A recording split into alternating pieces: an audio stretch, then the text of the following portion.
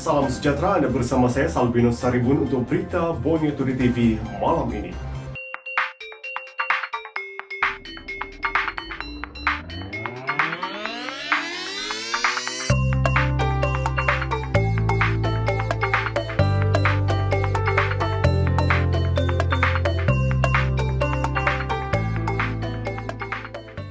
Ahli Parlimen dan Ahli Dewan Undangan Negeri berdiri teguh menyokong kepimpinan Ketua Menteri.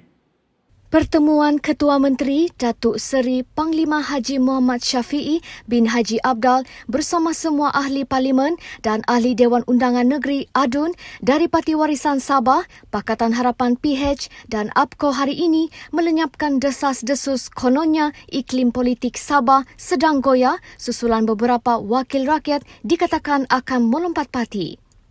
Kehadiran hampir keseluruhan wakil rakyat kerajaan dalam pertemuan hari ini jelas menunjukkan semua wakil rakyat berdiri teguh menyokong kepimpinan Datuk Seri Muhammad Syafiee. Ketua Menteri yang juga Presiden Warisan berkata pendirian ADUN dan ahli parlimen kerajaan di Sabah masih teguh demi kepentingan rakyat dan negeri Sabah. It's important for me to tell them untuk menjelaskan keadaan yang sebenar di mana betapa pentingnya bagi kita untuk meneruskan pemerintahan negeri ini walaupun berbagai gambaran yang seperti yang saya sebutkan, orang ini akan melompat, orang ini akan memberi sokongan, tapi jelasnya pada hari ini kita nampak bahawa adun-adun dan ahli-ahli parlimen masih kuat, masih kental dan pendirian mereka teguh seperti yang saya nyatakan. Ahli yang berhormat yang ada pada hari ini, kita mempunyai maruah martabat kita mempunyai nilai perjuangan kita.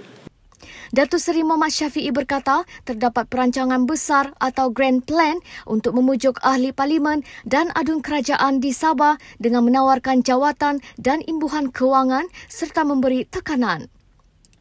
Namun beliau yakin jiwa mereka kental untuk berdiri teguh bersama kerajaan negeri. Dan saya sedar dan tahu bahawa dalam keadaan pada hari ini berbagai langkah dan usaha yang telah pun dilakukan oleh pihak Kerajaan Pakatan Nasional yang ada, di mana saya dipahamkan mereka mempunyai grand plan yang ada. Dan grand plan yang ada ni saya dipahamkan, saya dimaklumkan di antaranya ialah untuk memujuk sama ada menawarkan jawatan, sama ada memberi imbuhan kewangan dan berbagai langkah. Yang keduanya mereka juga menggunakan kaedah-kaedah tekanan, intimidation, sama ada menerusi SPRM ataupun agensi-agensi yang lain untuk membolehkan mereka supaya pendirian mereka akan berubah untuk memberi sokongan kepada mereka. Katanya ahli parlimen silam Datuk Muhammadin Ketapi telah dihubungi sebanyak 3 kali oleh bekas Menteri Luar Datuk Seri Anifah Aman untuk beralih sokongan. Perkara ini dah pun diluahkan. Contohnya Muhammadin Ketapi bila maklumkan dengan saya telah dihubungi 3 kali oleh Datuk Hanifah Aman untuk dipujuk berbagai perkara yang sekiranya mereka nak memasuki parti perjuangan mereka. Dan Datuk Muhammadin nyatakan apa juga keputusan hari ini, kerana hari ini dia berada di KL kerana dia pindah rumah, telah dikeluarkan daripada tempat rumah dia di Putrajaya yang dulu dia sewa, lepas itu kena cari tempat di Petaling Jaya. Dan dia maklumkan saya tadi pagi, dia nyatakan whatever the stand of the current government, he will be firm and akan mempertahankannya. Dan saya yakin bahawa pendirian beliau cukup jelas, dan di samping itu saya tahu bila dah katakan no, there will be some intimidation akan berlaku, sama ada tindakan SPRM kah ataupun tekanan-tekanan yang lain. Tegasnya pelbagai cara akan dilakukan untuk melemahkan semangat pemimpin dan wakil rakyat kerajaan. Dan kita sedar dan tahu berbagai tekanan yang dikenakan dan juga keadaan negeri yang cuba diporak-perandakan oleh setengah-setengah pihak. Tapi saya yakin dan percaya bahawa kehadiran ahli-ahli parlimen yang ada pada hari ini, mereka telah pun meluahkan perasaan dan pandangan mereka tentang walau bagaimanapun dilontarkan tentang anggapan persepsi bahawa akan ada 9 ahli parlimen, akan ada 4 ahli parlimen keluar daripada kerajaan hari ini. Pada hari ini cukup jelas bahawa kita masih kekal dari segi jumlah yang ada untuk bersama-sama mempertahankan perjuangan negeri Sabah dan rakyat Sabah ini. Tegas Ketua Menteri, keadaan yang sedang berlaku menjelaskan perkara itu. Namun perjuangan wakil rakyat ketika ini adalah untuk rakyat dan negeri ini, bukannya untuk mendapatkan pangkat, wang ataupun darjat. Secara koinsiden, bila kita lihat keadaan yang berlaku pada hari ini, mengapa Musa Aman punya kes dilepaskan? Dalam melepaskan kes Musa Aman, juga tindakan terhadap Datuk Peter Anthony. Dalam waktu yang sama, dalam keadaan yang sama, dan ini saya berharap, saya yakin bahawa kita juga mempunyai bukti-bukti dari segi mereka nak memujuk rayu kita, dan saya berharap agar agensi-agensi seperti SPRM juga harus mengambil tindakan. Kerana ini ada unsur-unsur, kita katakan menawarkan jawatan, menawarkan keuangan untuk mereka ini memasuki perjuangan mereka. This is real intimidation and this is constitute to integrity and corruption, you know. How can you bribe people with post and position untuk membolehkan supaya mereka mendapat sokongan? Mandat have been granted by the people untuk kita mentadbir negeri Sabah. Ya, kita bukan membeli orang. Ya, saya bukan bagi Datuk Matius Tangau bagi tawaran jawatan. I was the one who appointed him. He didn't ask for it. Si Iwan Benedict, mana dia minta jawatan luar bandar? Mana dia tahu? Bila saya umum, ya, baru dia tahu. Tapi dia meninggal, tidak ada jawatan. Kalau kita ingin perkuatkan si Masyong, si Bolkia, ya, mana saya bagi jawatan pun. Si Sadi, si Jamawi, ya. Tapi tekanan demi tekanan akan dilakukan oleh pihak mereka untuk membolehkan supaya mereka akan beralih untuk memberi sokongan. Dan saya yakin perkara ini yang sepatutnya seharusnya tidak berlaku, kerana kita tahu di antara isu yang dilontarkan dalam pilihan raya yang lalu ialah kita ingin menghapuskan langkah-langkah seumpama ini, dan juga penggunaan instrumen institusi seperti agensi kerajaan menjadi satu alat untuk menekankan masyarakat kita. Dan saya yakin bahawa mereka kental dan kuat semangat dari segi keadaan ini, dan saya yakin mereka telah pun luahkan dan nyatakan tentang pendirian teguh mereka. Yang penting kepada kita, saya nak nyatakan kita ahli-ahli sama ada parlimen dan juga Dewan Undangan Negeri, kami ada maruah martabat kami. Kami ada nilai kami. Bukan nilai kami dengan jawatan, bukan nilai kami dengan imbuhan duit, pangkat dan darjat. Perjuangan kami ialah untuk rakyat dan negeri Sabah ini. Ini yang menjadi keutamaan kepada kami. Ya? 5 wakil rakyat yang tidak hadir adalah Ahli Parlimen Sepanggar, Datuk Muhammad Aziz Jaman, Ahli Parlimen Silam, Datuk Muhammadin Ketapi, Adun Kuala Penyu, Datuk Limus Juri, Adun Sugut, Datuk James Ratib dan Adun Elopura, Kelvin Chong atas urusan kerja dan peribadi. Begitu juga kita nyatakan tentang Ahli Dewan Undangan Negeri yang ada.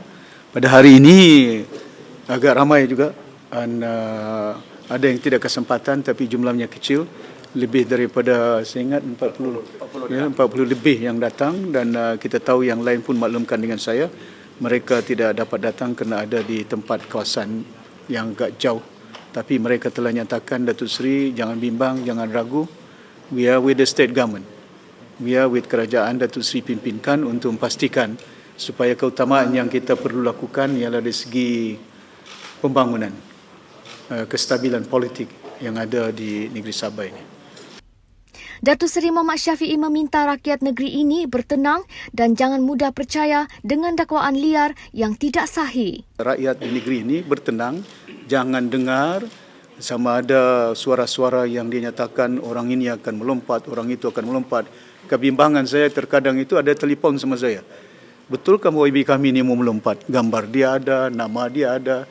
Dan mereka nyatakan, Datuk Seri sampaikan sama mereka, kami masih kuat, masih kental, ya, dalam pemerintahan yang ada per hari ini, dan kita sekali, we are united dalam pendirian kita, ya, dan kita tidak mahu bahawa sebagai negeri dan rakyat di peringkat ini menjadi alat. Ya, it's time for us for Sabahan to stand firm in interest of Sabahan and interest of negeri Sabah ini. Ya, kita kena ada pendirian yang teguh ya untuk perjuangkan nasib anak-anak kita dan juga negeri ini. Datuk Seri Muhammad Shafie berkata, Parti Warisan Sabah akan terus berjuang menentang tekanan-tekanan politik yang digunakan pihak lawan bagi melemahkan kedudukan parti itu di Sabah. Ketua Menteri berkata beliau akan bersuara di Parlimen. Tegasnya tekanan yang dilakukan tidak akan membuatkan warisan goyah. But you don't use this instrument, try to pressure us. We have Parliament this coming session.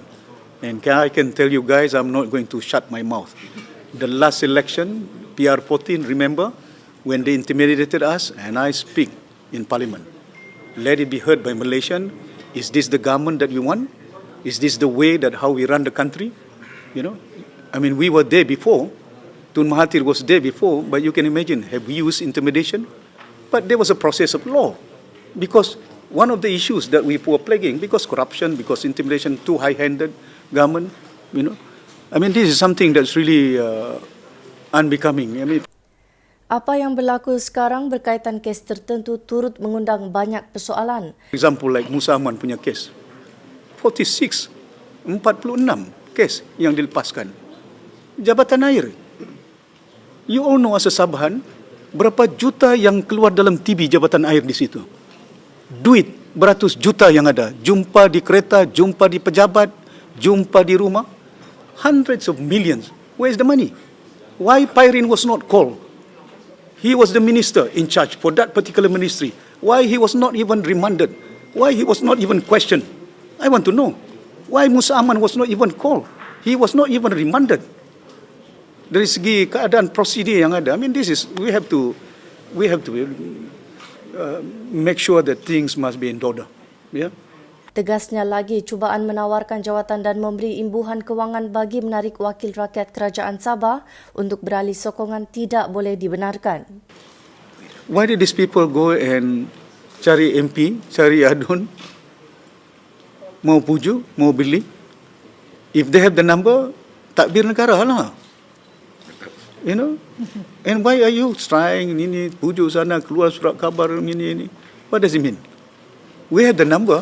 Kita tidak pernah puju orang pun. Menteri Pembangunan Infrastruktur Datuk Peter Anthony mengaku tidak bersalah atas 5 pertuduhan pengubahan wang haram berjumlah 8.75 juta ringgit yang didakwa dilakukan antara Julai 2014 hingga Januari 2016.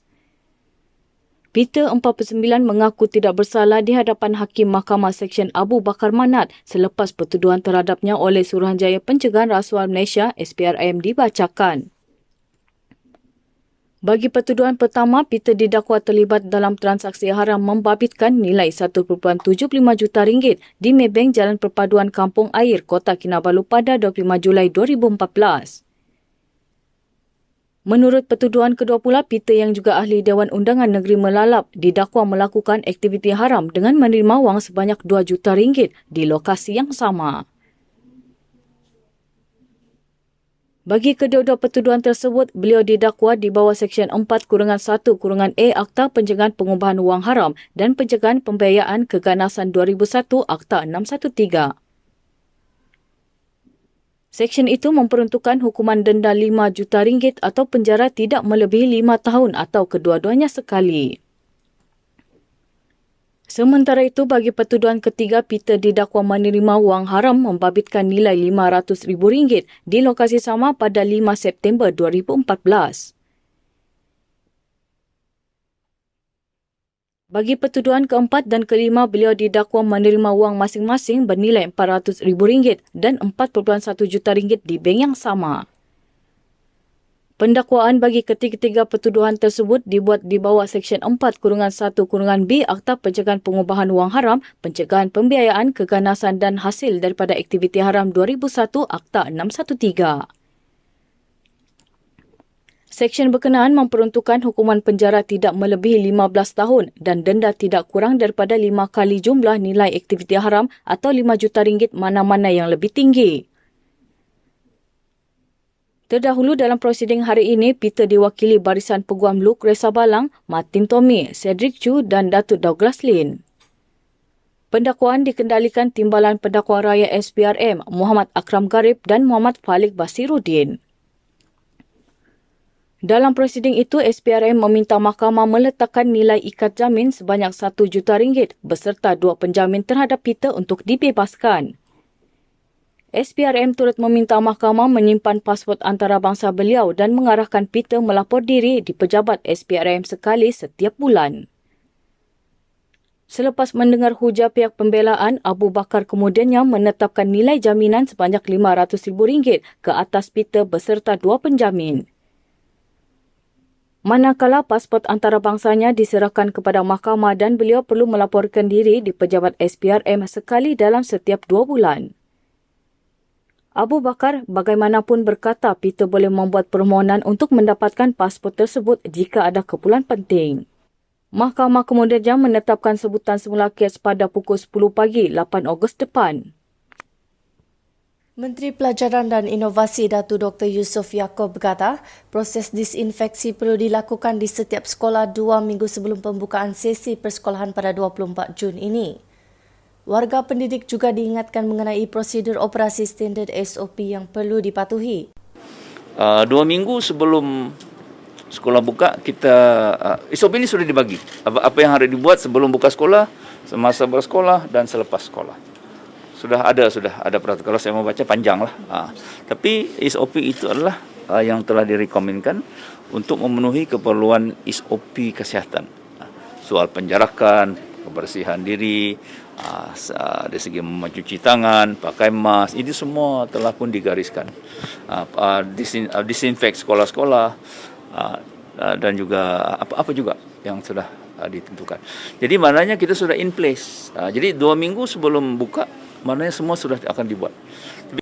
Beliau berkata demikian ketika ditemui dalam majlis penyerahan sumbangan peralatan perubatan daripada kerajaan negeri kepada sekolah-sekolah di Sabah di Kota Kinabalu semalam. Okey, atas keprihatinan yang amat berhormat Ketua Menteri dan Kerajaan Negeri, kita bagi. Contohnya hari ini kita bagi untuk rancangan untuk nak buka sekolah menengah untuk kelas tingkatan 5 dan 6.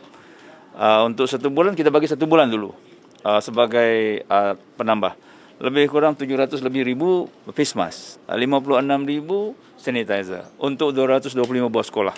Dan juga termasuk sekolah swasta, 14 buah sekolah swasta, 15 buah sekolah swasta. Beliau turut mengingatkan agar pemimpin mengedepikan ideologi politik dalam membantu membangunkan pendidikan anak-anak di negeri ini. Jangan politikkan benda ini. Saya sedih bila Ketua Perhubungan UMNO Sabah, Datuk Bong Mokhtar, saya tidak maulah hantam dia ke apa kan. Saya mau dia faham bahawa tujuan kita itu ini untuk anak-anak orang Sabah. Sepatutnya sebagai pemimpin Sabah, kita tidak kisah sama ada pembangkang kerajaan, kita berganding bahu dalam keadaan kesusahan ini, kita berganding bahu untuk kebaikan anak-anak. Tegasnya pemimpin Sabah sepatutnya berganding bahu untuk memperjuangkan isu pendidikan khususnya berkaitan sekolah daif di Sabah. Kita masih ada lagi 600 buah sekolah daif yang mau runtuh. Apakah Bong tidak nampak itu? Sepatutnya ini yang diperjuangkan, suarakan. Kita suarakan, kita dapat juga peruntukan. Jadi saya mau ini yang kita mau paham. Kita banyak sekolah daif, kita banyak lagi belum ada cukup kursi, kita banyak lagi belum cukup makmal sains, makmal komputer dan sebagainya. Ini yang kita perjuangkan. Sebenarnya kita sama-sama berjuang. Soal you politik itu benda lain lah. Kalau you nak macam CM kata tadi lah. Meskipun kes jangkitan COVID-19 di Sabah kian pulih dengan sifar kes baru dilaporkan sebelum ini, saringan ujian calitan terus dijalankan ke atas kumpulan sasar bagi membendung penularan virus itu di kalangan masyarakat termasuk di pedalaman. Di Nabawan, 30 penjajah di Pasar Awam Pekan Kecil itu menjalani saringan COVID-19 menerusi program pensapaian pengesanan COVID-19 anjuran Pejabat Kesihatan Daerah Nabawan PKDN pagi tadi. Ketua Inspektorat dan Perundangan PKDN Kennedy Matusin berkata ujian calitan secara percuma dilaksanakan sebagai langkah penjagaan awal kerana Pasar Awam itu merupakan kawasan tumpuan masyarakat tempatan. Jika ada di antara mereka yang positif, tindakan pencegahan akan diambil secepat yang mungkin. Kesemua sampel ujian itu dihantar ke Unit Virologi Makmal Kesihatan Awam Kota Kinabalu. Program berkenaan adalah kerjasama antara Klinik Kesihatan Nabawan, Balai Polis Nabawan, Rela, Majlis Daerah Nabawan dan Pejabat Penerangan Daerah Nabawan. Kennedy turut menasihati masyarakat setempat untuk mematuhi prosedur operasi standard yang telah ditetapkan oleh kerajaan meskipun negara kini dalam fasa Perintah Kawalan Pergerakan Pemulihan PKPP.